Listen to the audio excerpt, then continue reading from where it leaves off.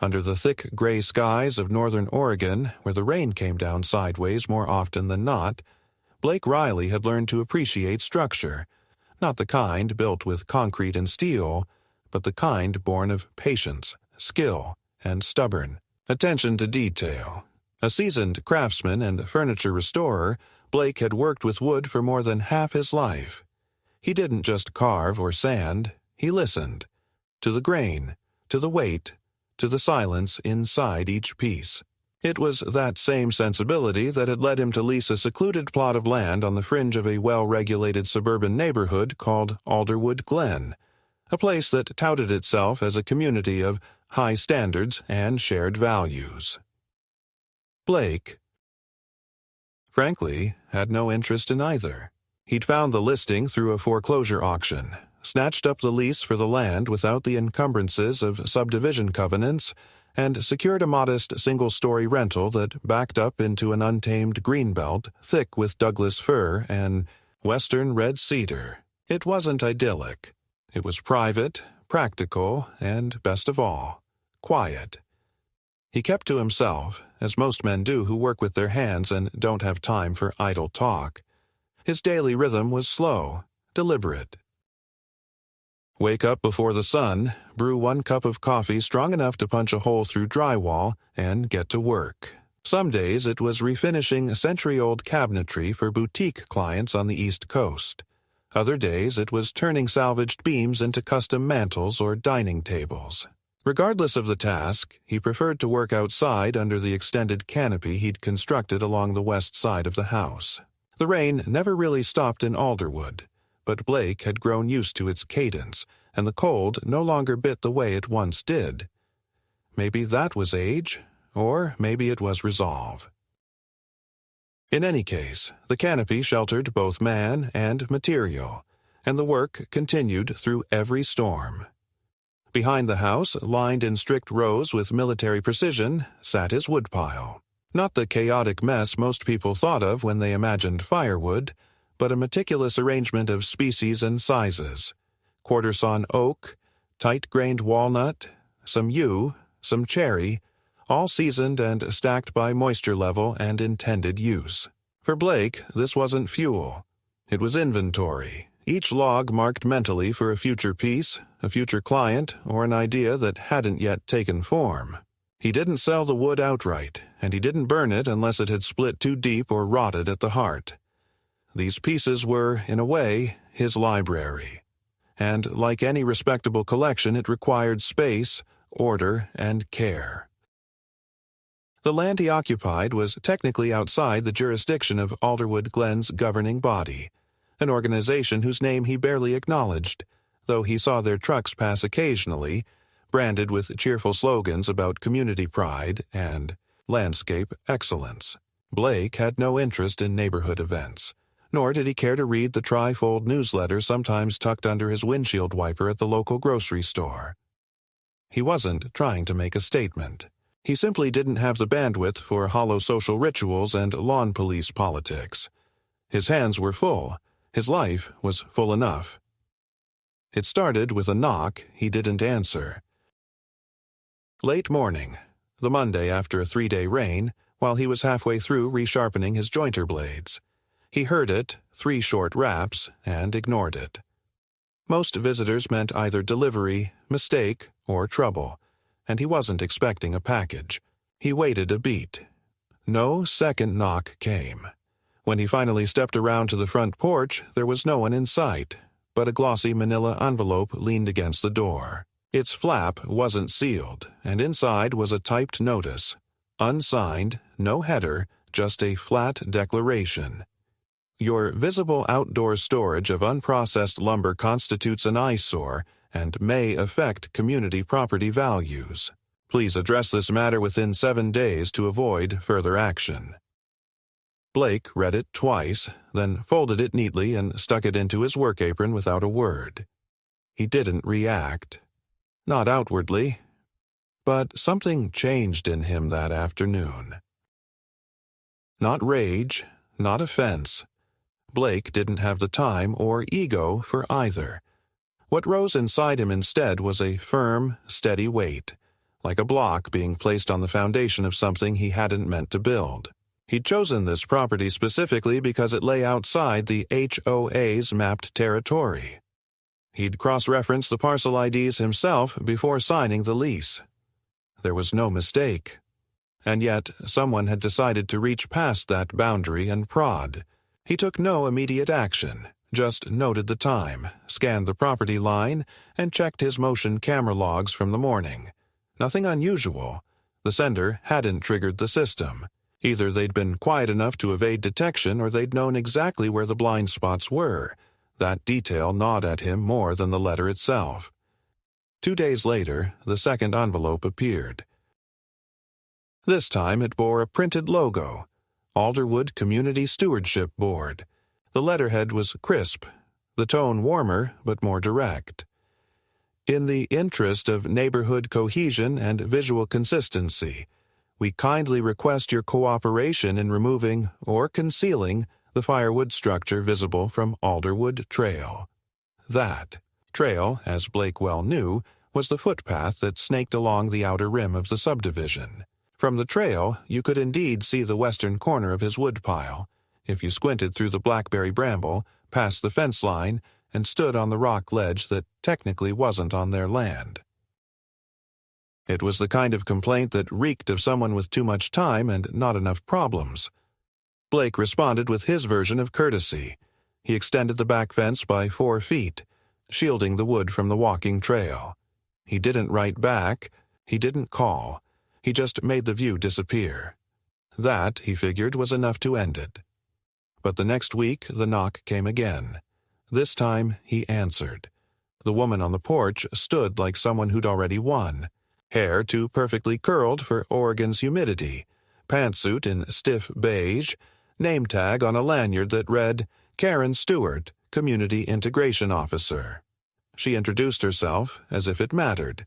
"We've had several reports," she said the moment he opened the door. "Concerns about the use of your rear lot space.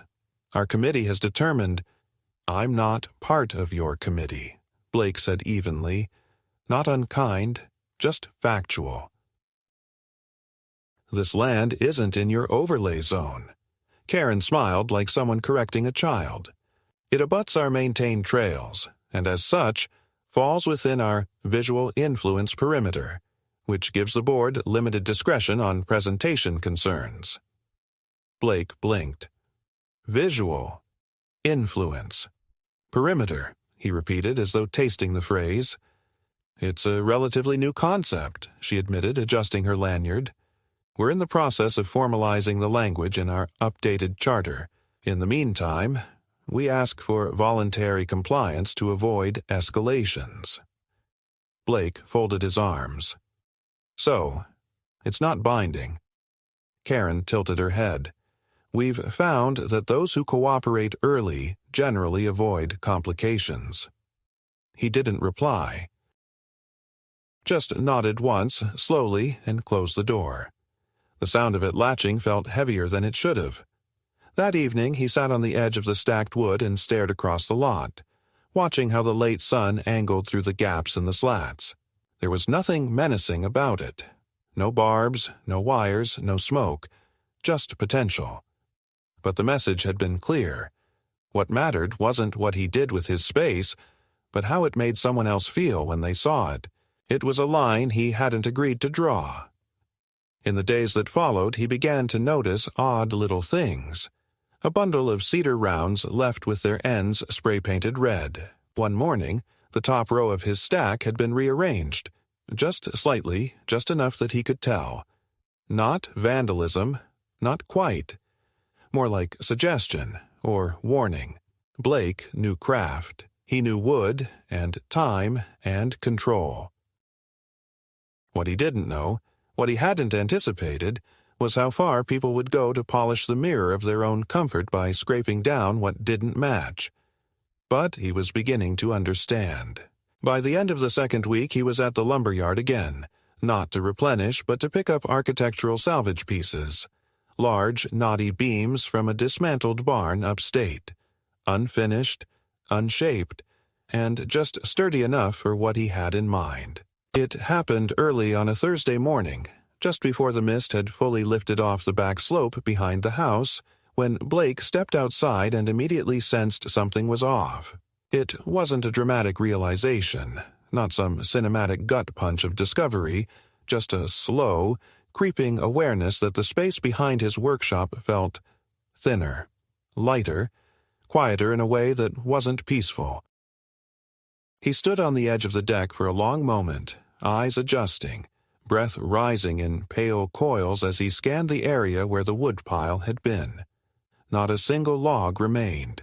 The platform was bare, save for a few curled leaves and the ghostly pattern of compression in the dirt. His materials, his inventory, his livelihood were gone. Methodically gone. Not knocked over, not burned, not scavenged or looted. Removed, cleanly, as if by design. As if they had never been there. For a few minutes, Blake didn't move. His hands, still damp from washing up, twitched slightly, then closed into fists at his sides. He descended the steps in measured strides, inspecting the ground for tire tracks, drag marks, any indication of how the pile had been transported. Nothing. Whoever did this knew how to leave quietly. They'd probably come at night, during one of the heavy downpours when the rain masked everything. The realization didn't surprise him, but it left an aftertaste of insult. Not just theft, but the kind that was meant to go unnoticed, calculated to seem like a natural consequence of his own inaction. A silent rebuke dressed up as justice. Blake didn't call the police immediately. First, he walked the perimeter. He traced every inch of his lot, double-checked the fencing, noted a fresh break in the blackberry thicket near the walking trail. Then he reviewed the trail camera feed and found it had been looped. A cheap trick, easy to do with a transmitter and a little patience. The real footage had been overwritten. Someone knew exactly what they were doing. That was the part that stuck with him more than anything else. The competence. This wasn't mischief or protest. It was methodical, surgical, and completely intentional. Only after confirming the absence of every log did he sit at his kitchen table and place the call. The sheriff's department, as expected, dispatched a junior deputy, young, polite, and almost apologetic before even stepping out of his cruiser. Deputy Mallory introduced himself with a tight-lipped smile and a clipboard too clean to have seen real work. Blake led him around back, explained what had happened, laid out the monetary value of the missing materials, not as firewood, but as specialty hardwood. Mallory nodded, wrote things down, asked the usual questions about recent disputes, any known enemies, cameras, insurance, and then, with a kind of sheepish shrug, asked if Blake had talked to the neighborhood association yet. "They're not mine," Blake said firmly, not raising his voice. "This property isn't part of their jurisdiction, and I don't talk to them unless I'm forced."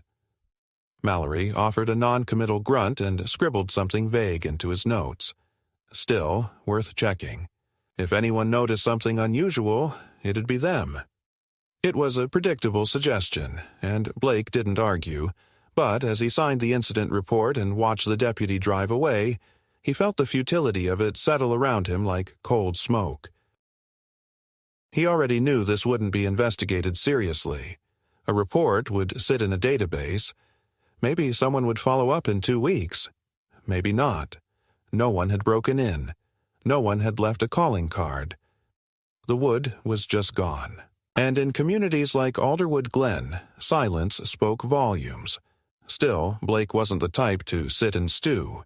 That afternoon, he walked the loop trail that skirted the perimeter of the subdivision, staying alert to any changes in sightlines or landscaping. Halfway along the southern bend, he stopped cold. There, in the center of the neighborhood's main roundabout, usually reserved for seasonal floral arrangements and manicured mulch, stood a new installation. A circular arrangement of freshly stacked wood. Not quite art, not quite storage. Just present. The pieces were arranged in concentric rings, slightly elevated at the core, like a campfire waiting to be lit. From a distance it looked rustic, almost sculptural. But up close, Blake recognized his wood instantly. He could tell by the way the ends had been trimmed, by the texture of the splits. That wasn't just generic cordwood. That was his walnut, his yew, his cherry, the unique cuts he had sourced from estate demolitions and deadfall permits upstate. There was no mistaking it. And mounted in front of the display, held in place by a decorative wrought iron easel, stood a laminated placard that read, "Gifted by our community stewardship team to symbolize shared warmth and harmony. A celebration of Alderwood's natural roots." Blake stared at it for a long time. Not out of shock, he was well past that, but because of the sheer audacity. They hadn't just stolen from him.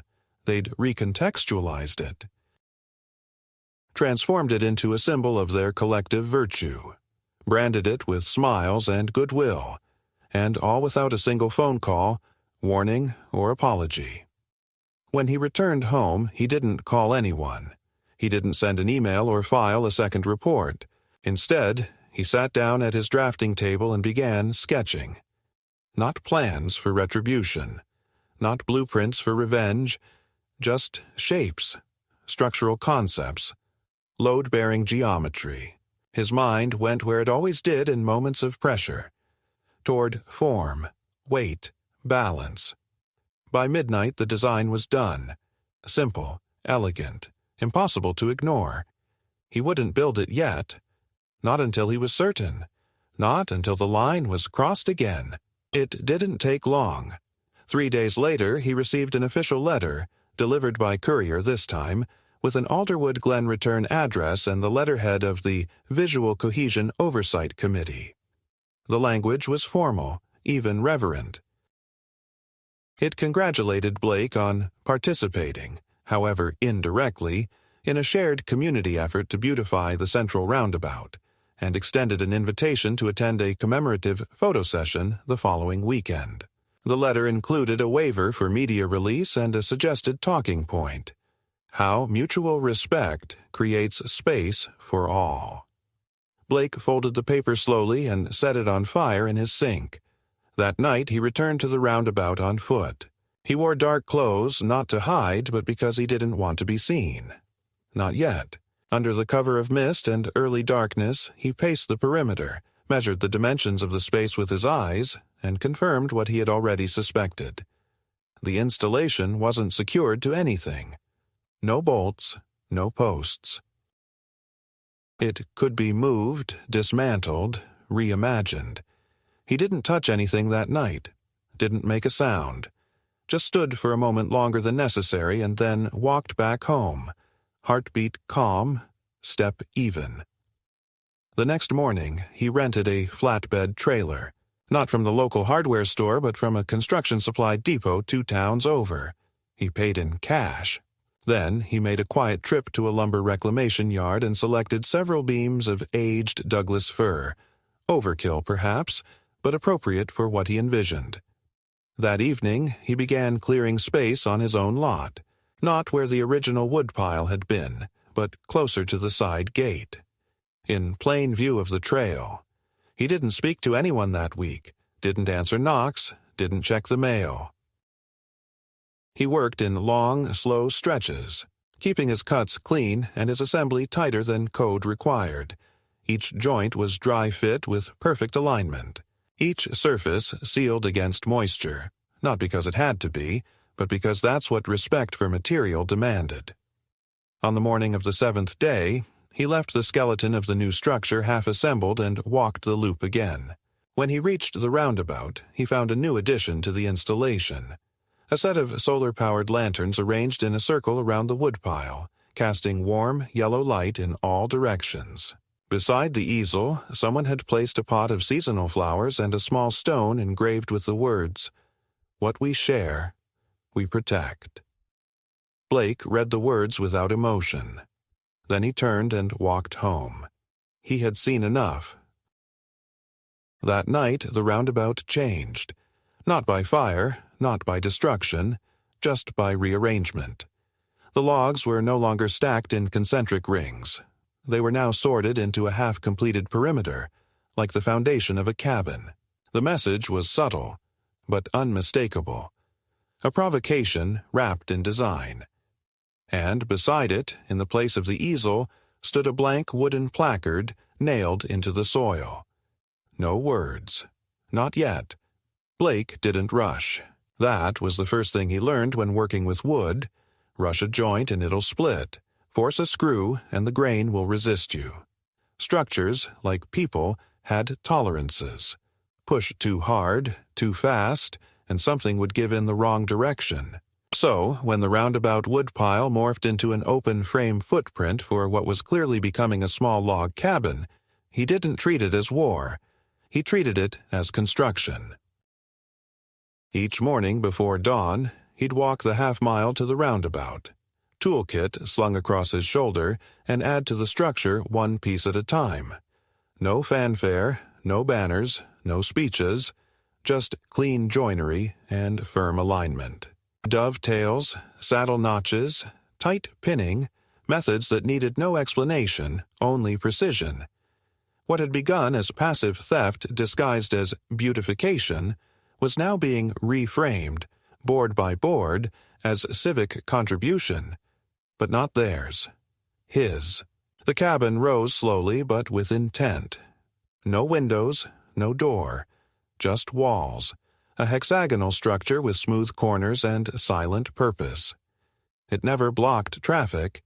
It never obstructed sight lines. It didn't trespass on utilities or disrupt irrigation.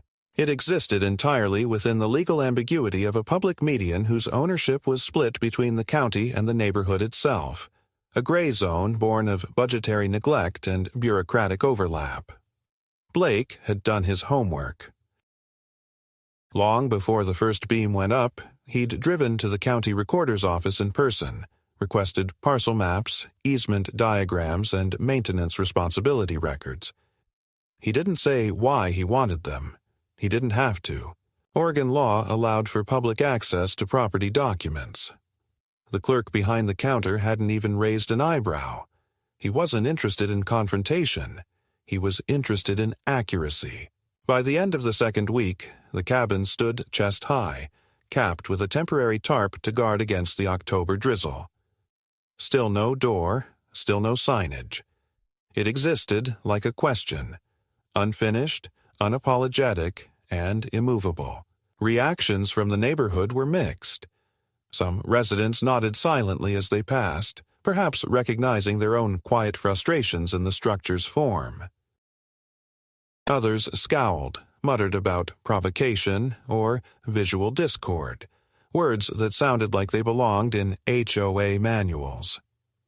But no one approached Blake directly. They watched from sidewalks, from car windows, from across the trail, observing, judging, calculating, until Karen returned. She came not alone, but flanked by two men in matching navy jackets and clipboards, the kind of uniforms that suggested consulting firms or outsourced enforcement teams. Blake spotted them approaching just after sunrise, when the fog was still lifting. He didn't stop working. He stood on a scaffold, tapping a beam into alignment with a mallet, when Karen cleared her throat behind him. "Mr. Riley," she called, her tone precise but strained as though rehearsed. He paused, turned slowly, and descended the scaffold without a word. Karen gestured toward the structure. "This has gone far enough." Blake didn't respond. His silence, always unnerving, pressed the moment into discomfort. "The board," she continued, "has deemed this construction unauthorized and obstructive. You are encroaching on shared property, and we're prepared to issue a formal removal order." Blake's eyes moved to the two men behind her. "Are you with the county?" he asked, his voice low but direct. The older of the two shook his head. "We've been contracted by the Neighborhood Association to assess code compliance and visual impact." "So, not the county," Blake repeated. "No," the man admitted. Blake stepped aside, allowing them to examine the structure more closely. "You'll find no utilities tapped, no foundation poured, and no violation of traffic view angles.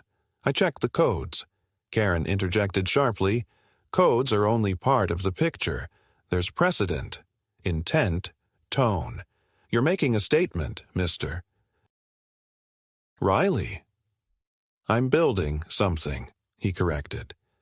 If it bothers you, maybe that's your statement. Karen's lips compressed into a tight line. You're antagonizing the community. Blake nodded slightly. I've noticed the community seems easily antagonized by things that don't match their mulch. One of the clipboard men coughed into his fist to hide a laugh. Karen didn't notice, or pretended not to.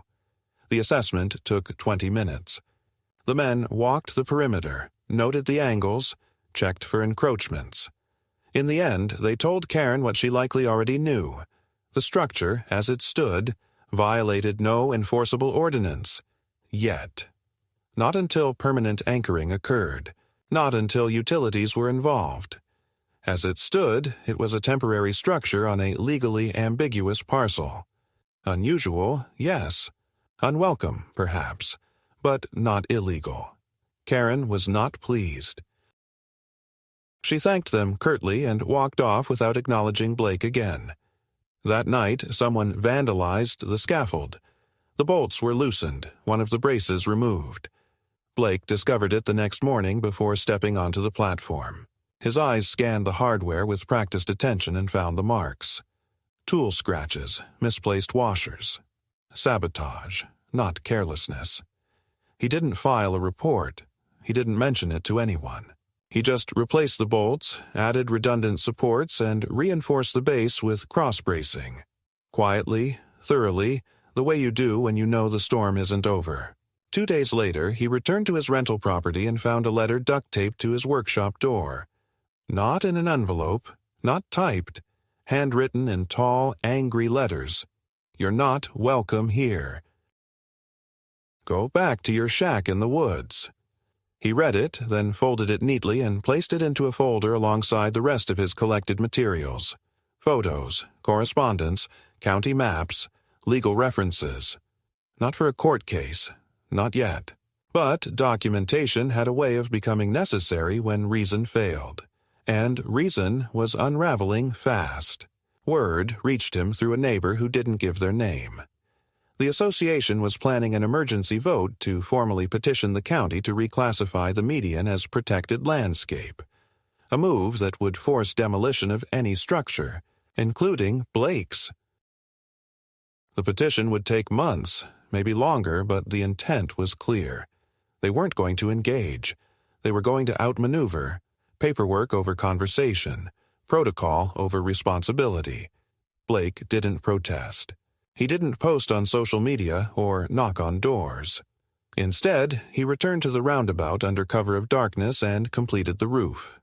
A-frame. Low pitch, with cedar shake shingles salvaged from the same barn that had supplied the main beams. It was quiet work, methodical. No loud machinery, no music. Just the sound of hammer to nail, shingle to frame. When he finished, he sat for a while on the edge of the structure, staring at the houses that encircled the median. Lights on, curtains drawn, silent windows. The following morning, the community woke to a finished cabin. Complete in form, still windowless, still doorless. A monument, perhaps. Or a boundary. No signs, no messages, no locks. Just presence. By mid-afternoon, a flurry of emails circulated through the neighborhood's internal board server. Concerned residents demanded action. Some called it an eyesore. Others said it felt unsettling. One called it aggressive. But a few messages quietly countered, voicing support, amusement, even admiration. The split was subtle but growing. The cabin had become a symbol.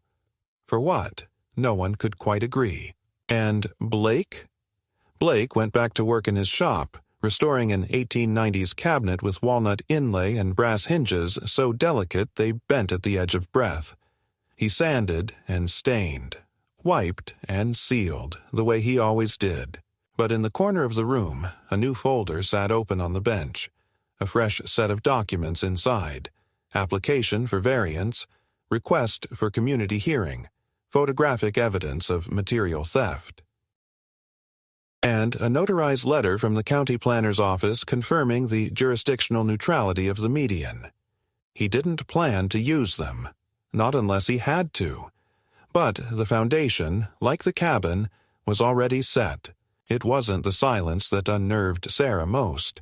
It was the precision. The way things suddenly aligned, the way little inconveniences ceased, almost as if a switch had been flipped. Trash stayed untouched. The air smelled clean again. No notes, no strangers knocking, no garbage bags with meat or shredded paper. For a few brief, surreal days, it felt like the street had reset, like the neighborhood was rebooting itself into some hyper-controlled version of domestic perfection. Even Karen, who usually passed their house with the sharp alertness of a mall security guard, now simply walked past with eyes fixed forward, jaw tight, shoulders high. It felt artificial, and Sarah, more than anything, distrusted artificial calm. One afternoon, while sorting invoices in the back office of their cafe, Sarah received a text from the municipal liaison. It was short, almost too neutral. "Hi, Sarah. Just a heads up. There have been 3 anonymous reports submitted under your address in the past 48 hours. We're cross-checking them." She didn't need to be told what that meant. She knew who filed them. She also knew the only reason they were being flagged this time was because the liaison had been looped in. Without that, the reports would have been quietly accepted and possibly even acted on, folded into the permanent record of her residency. The realization landed like a stone in her gut. Karen hadn't stopped. She had simply changed channels, rerouted her campaign into new systems, ones that didn't leave fingerprints on doorknobs or envelopes in mailboxes. The war hadn't gone cold. It had just gone digital. Later that night, Jason arrived home to find Sarah at the kitchen table with the house laptop open, multiple browser tabs visible, municipal complaint portals, community feedback forms, land use zoning policies, and an open spreadsheet labeled Incidents Verified. His instinct was to ask her to take a break, to suggest they go for a walk or watch something stupid on TV, but he stopped when he saw her face. She wasn't spiraling. She was focused, not angry, not afraid, clear. "She's laying the groundwork for something bigger," Sarah said, not looking up. "I think she's trying to push us into either moving or getting flagged by the city enough times to have our property status reevaluated. Every complaint weakens our record. One false step and we lose credibility, and after that, it's just a matter of time before we're seen as the ones disrupting the peace." Jason leaned against the wall, arms folded, and asked the only question that mattered. "What do you want to do?" Sarah didn't answer right away. She closed the laptop gently, rubbed her eyes, and exhaled. "We escalate. Quietly. But first, we get everything airtight." The next morning, Sarah requested a copy of their full municipal file. She found out that not only had Karen submitted over a dozen complaints under different variations of anonymous user IDs, but at least 4 had triggered minor notes in their record. Nothing severe, just observations. Resident advised of local. Guidelines. Recommendation. Visual confirmation for future inspections. These phrases weren't disciplinary, but they were markers. Little flags that could one day become excuses. She met with the liaison in person that week, bringing her binder of records, printouts, emails, photos, and time logs. The liaison, a sharp but cautious woman named Adrienne, didn't say much at first, just nodded, took notes, and listened. But by the end of the meeting, Adrienne asked if she could take the binder and scan everything into the internal system. "If it escalates further," she said, "you'll want this on file under your name, not just sitting in a folder at home." That night, for the first time since the trouble had started, Sarah felt a sense of institutional support. Tentative, fragile, but real. Someone had looked at the evidence and didn't dismiss her as paranoid. Someone saw the pattern and didn't call it neighborly miscommunication. It wasn't much, but it was a crack in the armor Karen had spent years building around herself. The shift became evident almost immediately. Karen's behaviors changed. Again. She no longer walked past with the same clipped movements. She now took a different route during her evening strolls, looping around 2 extra blocks instead of crossing directly in front of the Cooper's house. She stopped putting up laminated signs around the street reminding neighbors to lock bins and protect against scavengers. It was as if some internal radar had detected exposure. But Sarah wasn't celebrating. She was calculating. This wasn't surrender. It was a reset, a repositioning. Then came the tipping point. Unexpected, absurd, and deeply disturbing in its pettiness. One Thursday morning, as Sarah stepped outside to water her planters, she noticed something different near the side gate.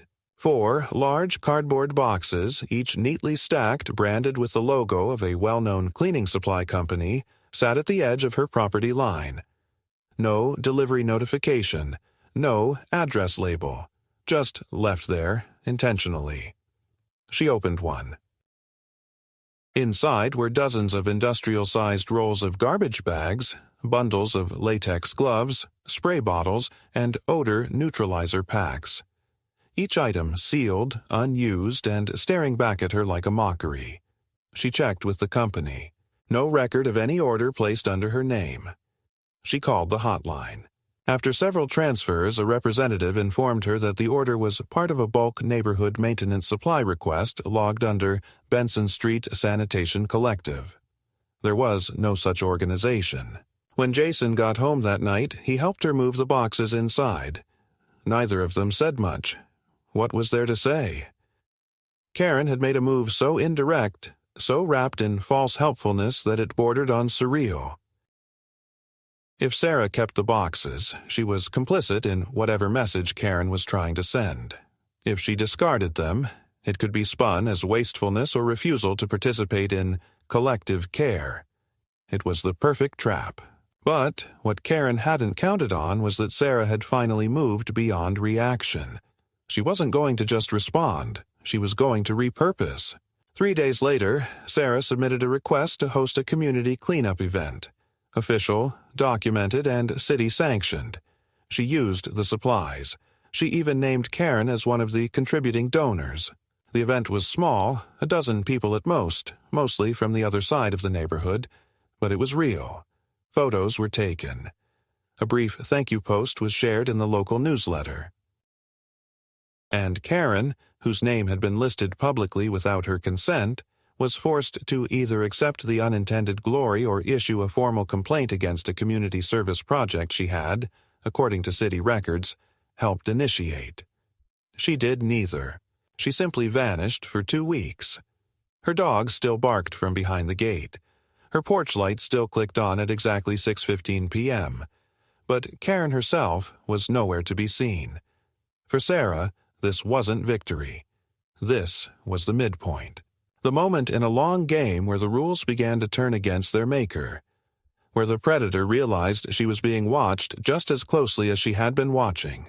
Where the quiet woman with the garden gloves and the numbered bins stopped being the target and became the counterweight. Under a thick cover of late autumn rain, the kind that made even the asphalt look like it was sweating, the roundabout stood eerily still. The cabin, fully formed, rain-slicked and silent, had not only survived its attempted removal but now appeared more resolute than ever. Blake hadn't added anything to it in the past few days. Not a beam, not a sign, not even a nail.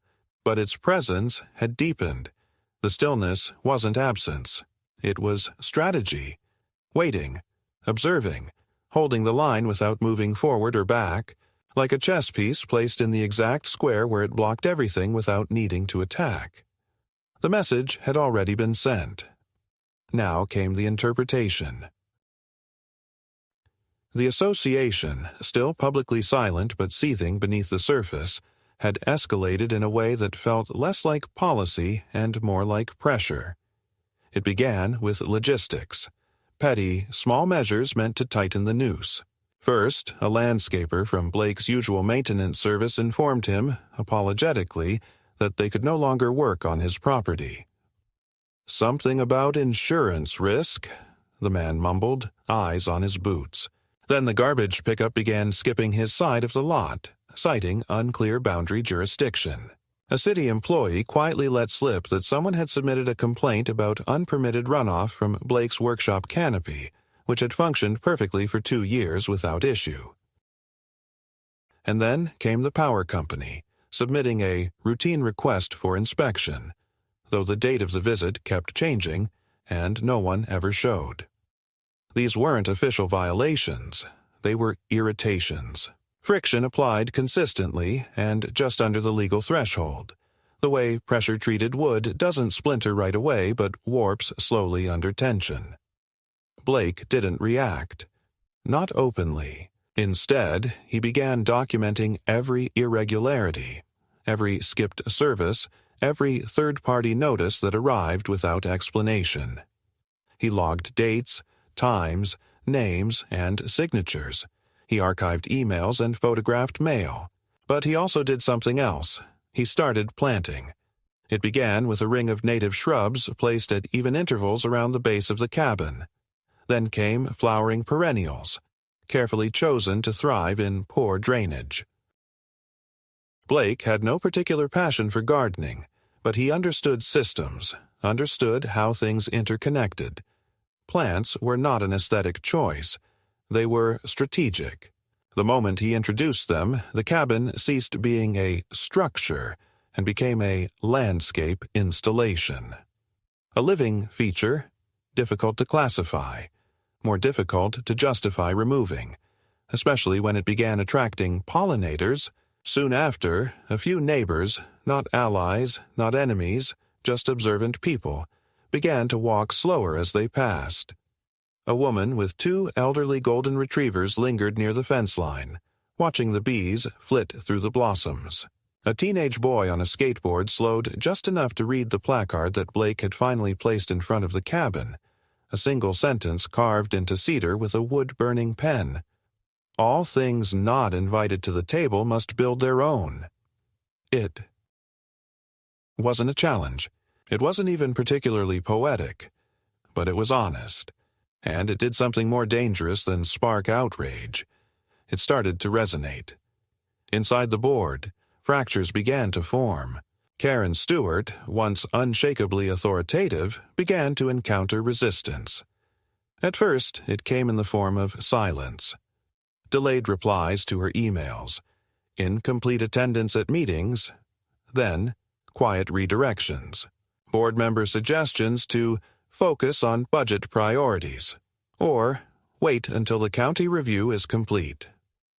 Her push to label the cabin a safety hazard was rejected by the committee's legal counsel, citing lack of precedent and exposure to potential liability. Then the landscape chair, a mild-mannered man named Victor, resigned without warning. No explanation, just a note. It's become more about control than care. Karen didn't respond publicly, but a new round of action followed, sharper and more desperate. One morning, Blake discovered that the cabin had been cordoned off with orange construction tape. Not from the city, from the board. A laminated sign had been zip-tied to a plastic stake. Under review, do not enter, community protection measure. It was clearly designed to look official, but lacked any emblem or department seal. Blake removed it without comment and stacked the tape neatly on the curb. The next day, a uniformed security officer stood at the roundabout, clipboard in hand. Private company, hired by the board. The man introduced himself as Mitchell and was surprisingly polite. "I've been asked to observe the site," he said. "Not intervene. Just log activity." Blake nodded. "You a licensed guard?" "Yup," Mitchell said, tapping his badge. "They're paying me hourly, rain or shine." Blake offered him a thermos of coffee. It wasn't war. Not yet. But the front lines had been drawn. 3 days passed. Then a letter arrived from a lawyer. This one real. Blake recognized the firm name. The letter outlined an intent to file for injunction against the unauthorized occupation of shared community visual space. It cited emotional stress reported by multiple residents, potential traffic distraction, and the breakdown of environmental harmony. Blake didn't respond to the letter directly. Instead, he contacted his own counsel, a quiet man named Mason who specialized in easement disputes and small plot land use. Mason read the letter twice, then said, "They're trying to box you into a nuisance claim. Weak argument, but it could be dragged out. Can they remove it? Only if a judge says so, and only if the land status is clear. Right now, it's contested, and you've got your documentation." Then I let them try? Mason smiled. You don't push. You wait for them to overstep, which they will. They didn't disappoint. 1 week later, at 4:43 a.m., a group of unmarked workers arrived in a white van. No logos, no permits visible. They began pulling up the plants. Blake, awake since before dawn as usual, saw them from his kitchen window and walked out silently. He didn't yell. He didn't film.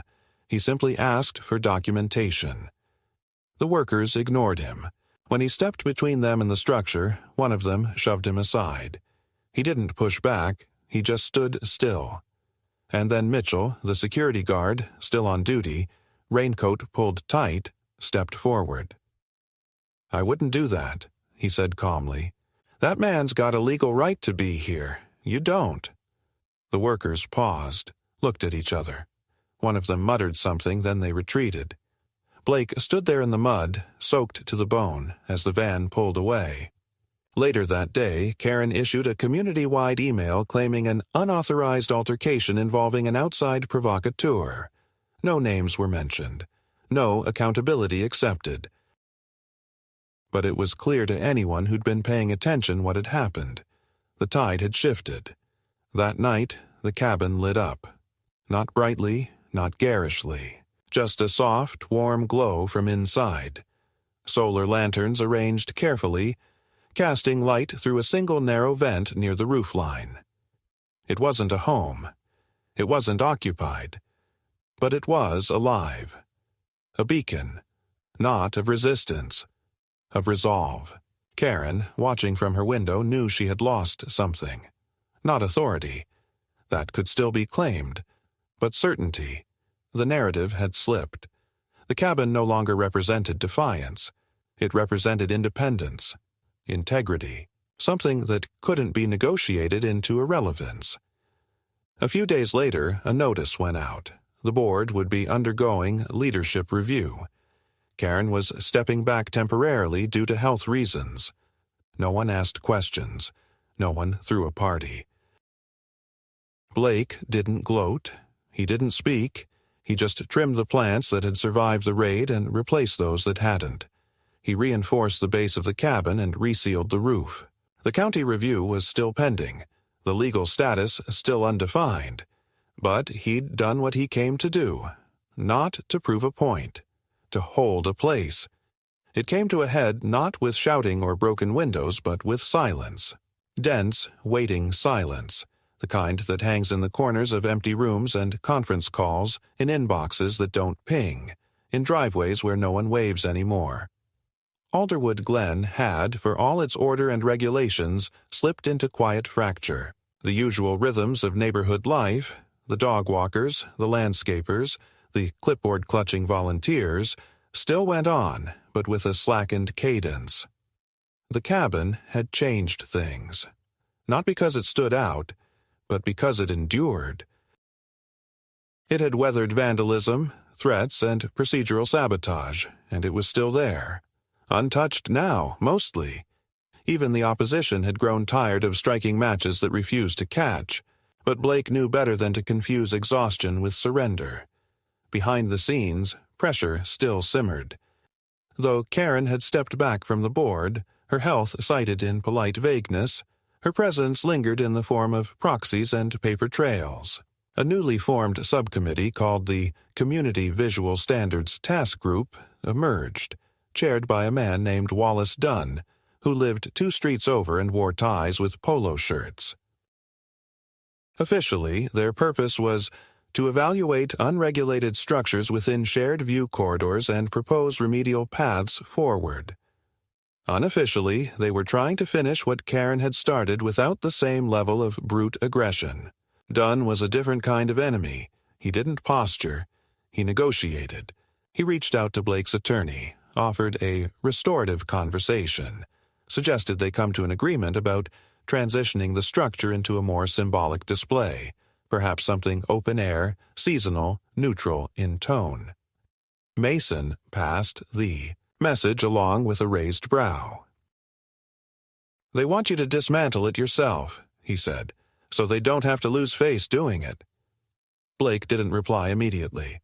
He took time, walked the trails, revisited the planning records. He even made a quiet call to the county planner's office to confirm that no ruling had yet been issued regarding the Roundabout's classification. It remained, as always, legally murky, neither wholly public nor private, unclaimed by both city and county, maintained by the neighborhood out of tradition, not mandate. The very definition of liminal. Then the letter came. Certified. Crisp envelope, formal tone. From the County Land Management Department. It read as follows. Per the submitted petition and subsequent review of parcel documentation, the property colloquially referred to as the Alderwood Glen Roundabout is determined to be under joint stewardship with no singular ownership claim. As such, the county cannot mandate the removal of temporary structures unless clear and immediate safety hazards are documented. To date, no such hazards have been found. Further, no code violations are currently in effect. Local governance may pursue internal mediation, but must do so without county enforcement. Blake held the letter in his hands for a long time. It wasn't victory. It wasn't even protection. But it was enough. Enough to make their worst threats toothless, enough to hold the ground. When word spread, because in Alderwood Glen it always did, the impact was immediate. Half the board backed off. A quarter tried to spin it into a win, claiming the letter vindicated the need for internal review processes, and the remaining few, like Wallace Dunn, redoubled their efforts under the guise of compromise. They invited Blake to a meeting, not in a school gym this time, but in one of the model homes used for open houses.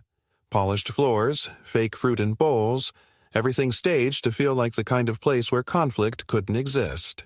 Blake arrived early, stood in the kitchen, stared at the fake faucet over the dry sink. He didn't sit. Dunn entered with 3 others. 1 woman, 2 men. All board members, all polite, all rehearsed. Dunn extended his hand. Blake didn't take it. "Mr. Riley," Dunn said with the salesman's patience, "we appreciate you coming. We're not here to reignite conflict. We're here to find mutual ground." Blake nodded once. Then, start from truth. There was a pause. The woman to Dunn's left cleared her throat. "The cabin is unique. It's well constructed. It's certainly sparked discussion. It's made people choose sides," Dunn added quickly. "And frankly, we don't think that's healthy for the community." "It wasn't supposed to be comfortable," Blake said. "It was a correction." "To what?" asked the man at the end of the table. Blake stepped forward slightly. "To theft, disguised as civic virtue. To arbitrary enforcement. To silence, Dunn raised his hands. We can debate the past, or we can shape the future. We're offering to formalize the structure as an art piece, non-functional, non-residential. We'll even cover maintenance, but it has to be altered, opened, symbolic." "You want to make it harmless," Blake said. "Easier to ignore." "We want to prevent escalation," the woman said gently. Blake looked at each of them in turn. "You already escalated." and I already endured it." He left without shaking hands. By the following week, something changed. Not in the cabin, but around it. One morning, someone had placed a wooden bench beside it. Simple, pine, unpainted. No message, no signature, just a place to sit. Then, someone else added a birdhouse, hung carefully from the nearby lamppost. Another added mulch around the flower bed. Without coordination, without permission, without ceremony, the structure had become part of something. Not a protest, a presence. Then a note appeared, clipped under a rock at the base of the placard. "I don't like what happened. I don't know if I would have built the same thing. But I'm glad you did. R." Blake didn't reply. He left the note where it was. He let it get rained on. Let the ink run and the paper soften until it disintegrated. The final attempt came quietly. A letter from Dunn. Private. Apologetic in tone, but clear in message. "We believe the time has come to draw this matter to a close. Please accept the attached agreement, which outlines the peaceful dismantling of the structure within 30 days in exchange for no further pursuit of enforcement or legal escalation." Blake didn't respond. Instead, he called Mason and asked one final question. "If they push again, legally, I mean, what are my odds?" Mason was quiet a moment. 50-50. You have the law, they have money, but time favors you." That was all Blake needed. He didn't dismantle the cabin. He added a door, sealed shut. No knob, just a carved inscription along the edge. This was not an accident. This was built.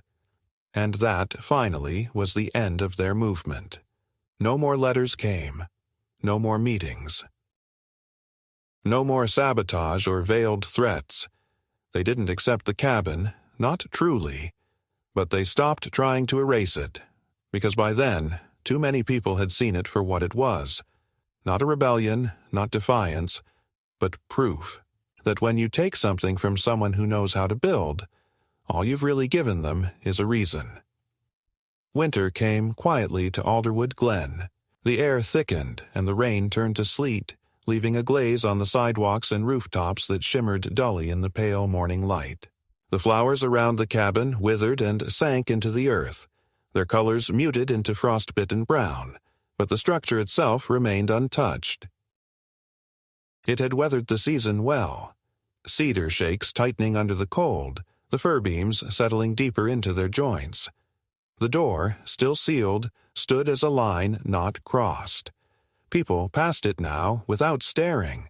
Some even nodded, like one might acknowledge an old statue or a monument whose meaning had shifted from its original purpose into something more ambient, quietly embedded into the shape of the place.